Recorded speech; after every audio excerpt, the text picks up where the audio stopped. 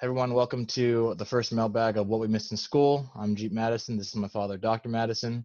The first question we have comes from a former teammate and classmate of mine from Case Western, wondering about essentially what is the economic efficiency for colonial powers to establish colonies, and if there is any type of economic benefit or efficiency in it. Dad? Okay, well, you'll have to sort of look at different countries and different time frames. Excuse me. Back in the days of colonization, when the Americans were colonized by the British, dating back to 1600s, the whole idea of a colony at the time was to essentially try to not only expand England's influence, but also, and also in so doing, get raw materials if possible, and also, of course, to rid the populace, the British population, of people who were dragged on society. And in that case, you have two situations that came to England. If you compare England, the way the British colonized versus the way the French and the Spanish colonized in the New World at that time, you'll find that everything's pretty much run directly by the French and Spanish crowns. That everything ran through them. Certainly, the church, the Catholic Church, was a big partner in all of this. But the British, though, did things differently. The British used corporations, and so the first corporation to settle in the New World to run things was the Virginia Corporation. The Massachusetts Bay Company sort of split off the Virginia Company, and then eventually the Virginia Company, because of a series of problems, then pretty much lost power to something called the House of Burgesses, which was an elected position, state legislature, if you will. And so the problem then was what happened at that time was economically, it was great for England. The colonists went ahead and grew tobacco.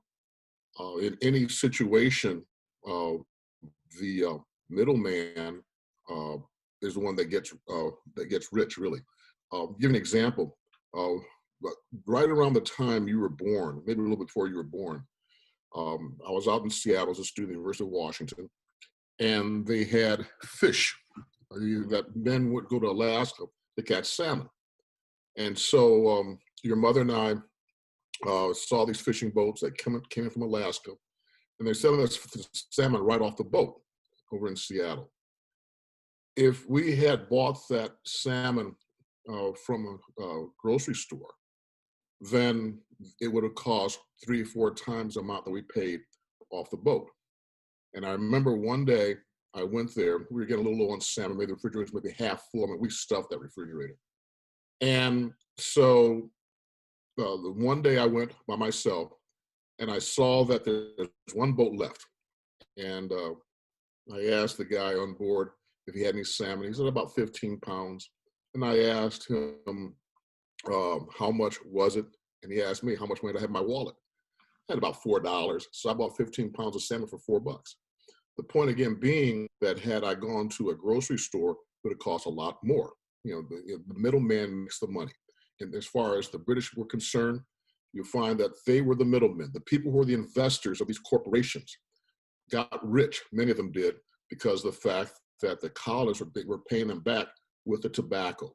And that way the tobacco go to England and then be distributed throughout Europe and wherever else. And so the middleman got rich along with the planters. But overall, though, it may not necessarily be economically feasible.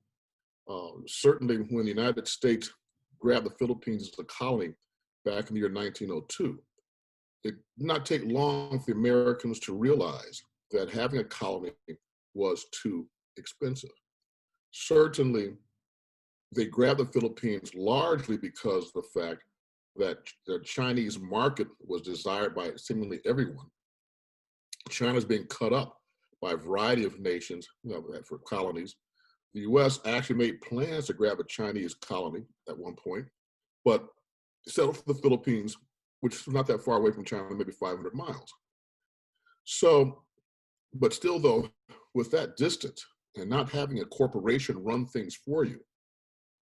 The realization hit that, you got to have a Navy that has to, travel the Pacific, protect your trading lanes, protect your economic interests in China and elsewhere in that area. And as a result of all that, they realize it's not economically feasible. So it really, I guess what I'm getting at here in the end, the long story short here, winding around, is that it depends upon how you administer it. But overall, though, it really is not an economically feasible thing to do. All right. Thank you for that. The second question we have is kind of a follow-up. Within a colony or even a city, when you look at the community architecture and the city planning, he essentially was wondering, is good architecture the long-term answer for the success of a community, city, colony? I think, really, this is a good question. And in the end, I think it is. If you look at the way suburbs are built today, you'll find they kind of wind around. You have this one feeder road, and then the houses are built. You have all these various cul-de-sacs. Houses are built every which way, if you will. And then they all got one road and lead to a feeder road, and that causes traffic jams. There's no stores in the area. You have to drive to get to a store. Many suburbs, there's no sidewalks, so you're not encouraged to walk. So you'll find here that as time goes on, people get less exercise, air pollution is more rampant. And so, but if you look at old Arlington, Virginia, you have a situation where the roads are built in a grid pattern. So if you have a bit of a jam up on one street, you can turn right or left and go down a parallel street, a street that is parallel to the one you're on in the first place. In addition to that, you'll find stores and shops, what have you. And above them, you may have apartments. So you could literally work someplace and then go downstairs, or go upstairs and go home. And so what happens then is that it helps with traffic. It helps with, really, I think, the economy. You spent years up in Middletown, Connecticut, which had that situation where you have the stores, a sidewalk, and then angled parking. And so the angled parking is very important because it helps protect pedestrians. But interestingly enough, in many communities around the country, really at the behest of those individuals who own the shopping malls, that kind of situation is now illegal. That kind of zoning is illegal. You cannot have a storefront sidewalk and angled parking, because the whole idea then is to go ahead and get people to go to the shopping malls. But so what happens is that mom and pop businesses they go out of business, and then you have to drive someplace to go to the store to get what you need to get something to eat, or what the case may be. So architecture done properly, like they did in Arlington, Virginia, was certainly much more feasible and much more sustainable than the model that many communities around the country have today. And I think that, at least in my experience and my readings and everything, when you have that type of community architecture where everything's so enclosed or in that area, I almost feel that kind of built a stronger sense of community, where, if you're going to the mall to buy, items X, Y, and Z, it's a very, non-intimate, just all business type of experience, where, say you're walking down that street and you hit, the deli, you hit, the tailor, the shoemaker. I'm going way back with that language, but you have this level of intimacy. You're seeing the same, if you keep on the same schedule, like a weekly thing, you see the same people, you kind of get to know each other. That small talk turns into more, intimate and more, I guess, comfortable conversation with someone else. And so you get this idea of like, oh, I went ahead to Miss Johnson and get, my shirt tailored. I went ahead to, Mr. Lewis to get my deli meat. And I always thought that type of city planning, that type of architecture really built this a tight-knit community where people kind of take pride in their community, as opposed to a mall where people come from all over. And even though people are coming from all over and it's this, epicenter of activity, there's not really much interaction going on, and there's not this level of consistency that you would get if you have this weekly schedule laid out where you go to the same, grocery store, a deli, tailor every single week. So that was kind of how I see the value of city planning, just making this center in a town or a city a huge area for socialization, socializing, and this level of intimacy within the community. And I think that kind of creates a strong community. Very good point. In fact, I grew up on a street like that, and we had a grocery store corner. There was a cleaners there, and a couple other stores as well. And I remember your grandmother would tell me, run to the store, get some bread, to impress with my speed. I'd run to the store, get the bread, and run back. And but another thing too, when you talk about architecture, and this is something that is not really done all that much anymore. Excuse me. Back, 100 years ago or so, houses were built differently. Certainly, World War II was quite impactful and changed the way houses were designed. Um, Again, we're talking about when I grew up. I grew up in a house where you had a front porch. Almost every house on that street had a front porch, and a porch was always sort of an invitation, for someone to come up, sit down, and drink lemonade or what have you. A lot of times, I was 10, 11 years old. Some of my friends would come up. We played jacks and and sit around and talk, what have you.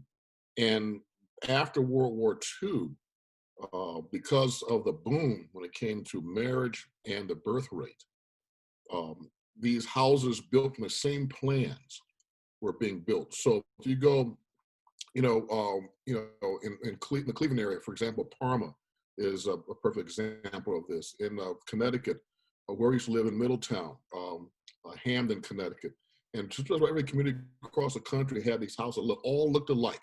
One-story homes, no front porch, maybe a patio in the back. And when the patios came about, it meant, well, this is my space. So whereas a front porch is an invitation to come up and talk, a patio's in the back, and therefore people really not welcome unless they're invited. And so, this is my private space. So again, architecture becomes very important here when it comes to not only sustainability, but also the fact that people would talk. Once again, let me give you an example. Back around 2005, I think it was, there was a blackout throughout the entire East, Midwest, and eastern part of Canada. And I think at the time you were about 10 years old. We went to Toronto. Remember that? And a friend of mine and his wife were out of the country. They let us stay at their place. And so one day while you were all watching television, I went to the front window. I looked out, and I asked your mother to come to the window and look at something. So she came out. So she went to the front window, and I asked her, "What do you see?" And she goes, "I don't know. I just see people on the porch talking." And that's exactly what I was pointing at. People were talking. That's what a porch does. And so today we're more concerned with our cell phones and seeing, what kind of text we got or what the case may be. Everybody's looking at their phones or their computer rather than talking to each other. And so that has certainly changed quite a bit as well in architecture. And the change in architecture has affected, in many respects, the way we communicate with each other. Right. And so I guess you mentioned that it was post World War II where this architectural change came about, where Yes. you went from the front porch to the patio. What exactly caused that shift? You said it was the boomers, but was it just to save space? Was it too many people to really get to know and trust, or what was? Yeah, it was a case where because of the soldiers are coming back from the war, people are getting married like crazy. And there's a housing shortage. And so the easiest way to build a lot of houses quickly is use the same set of plans. And so part of it was all about making sure that we get houses up quickly. Part of it was to save money, and that's the way things worked. I should point out that people were able at this point to, because of the GI Bill, were able to get houses in a hurry. The Federal Housing Administration, or FHA, got going, and FHA was quite racist. It was a point. They made it a point that Black people could not get loans to buy a house. They certainly could not get loans to buy a house in the suburbs. So, but the growth of the suburbs can be traced to the shopping mall and to really the baby boom as well, and the growth of freeways when Eisenhower became president in the early 1950s. So that's where the change came in.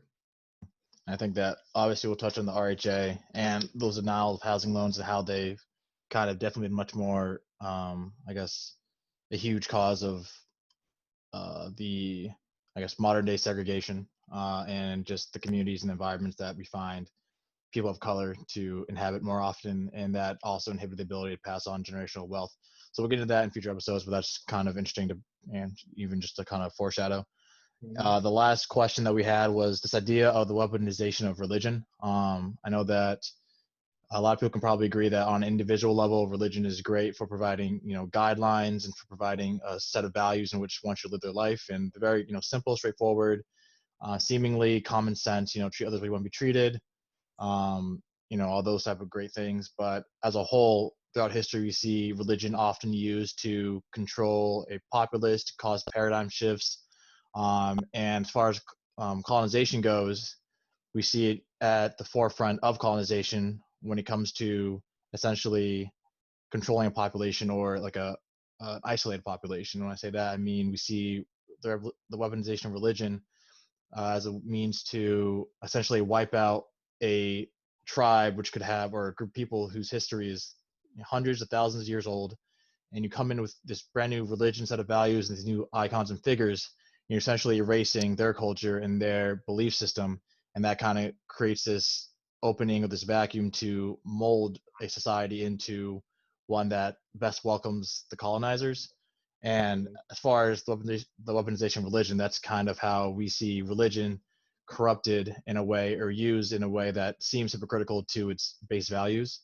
And even we kind of see echoes of that today with this inability to separate this church and state. And like, once again, we're kind of getting into more modern things, but when you think about when you're setting laws and in someone's rationale is according to my religion, that's kind of where you once again see this idea of religion um, being weaponized in a way to create this change, or to control a populace, or to create this way of life for an entire country.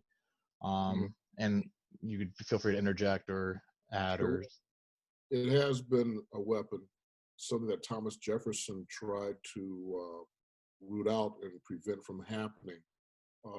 Jefferson was not anti-religion per se, but he was anti-religion in the sense that he did not want religion to be used as a weapon. And so the whole idea of freedom of religion was very important.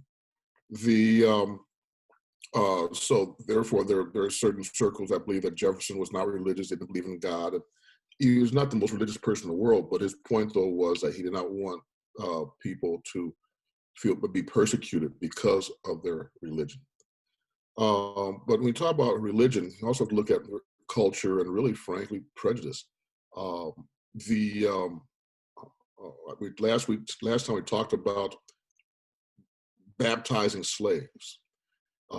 Keep in mind that in New England, during the 1600s, and really in the 1700s, the Puritans were certainly people who were very strong on their religious views there. And so they tried to get Native Americans to take up their beliefs. In the meantime, they killed off Native Americans. And even the Native Americans who did take up Puritan ways were killed by the Puritans.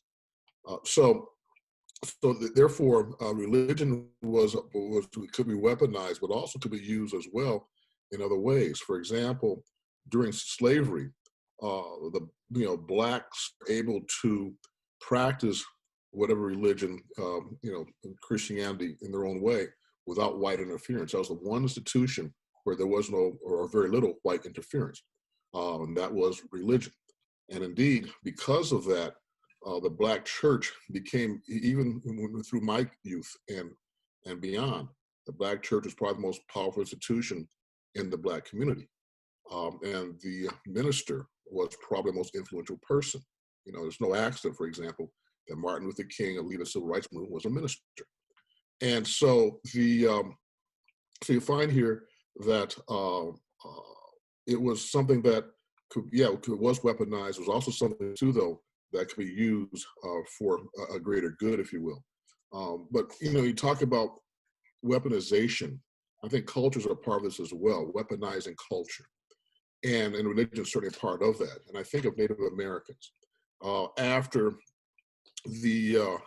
Wounded Knee, took place in the early 1890s, there began this massive effort to remove Native American children, take Native American children from their homes and families and teach them English and anglicize them.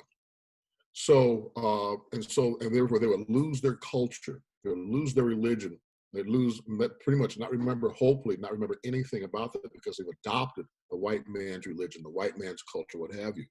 Probably the most famous case was Jim Thorpe, the greatest athlete who ever lived. And Thorpe went to Carlisle College, and so over in Pennsylvania, taken away from his family. I believe he was from Oklahoma originally, and but he was taken away from his family. And so that was something that was done quite extensively in order to try to get Native Americans to, again, forget what their culture is all about and take up the white man's culture. So, so the weaponization, and we see that today, of course, where Muslims are being beat over the head, if you will, and figuratively and literally. And this goes back to biblical times, actually, long before Jesus Christ, where it was the whole idea of a God could be a thing, rather than a being in heaven. And so therefore, individuals who were Christians were viewed as threats. And so religion has always been weaponized in one way or another, really throughout the history of humankind. Right. Okay. So that concludes our first mailbag. Dad, thanks for answering the questions, and people, thanks for sending these questions and sharing your thoughts. Well, we definitely encourage you to continue doing so, because the more questions and comments and thoughts you share with us, the more we can talk about them, and the more we talk about them, the more you learn, the more you're able to stimulate your critical thinking skills, and that's kind of the entire point of this. So thanks everyone for sending those in. All right. Thank you.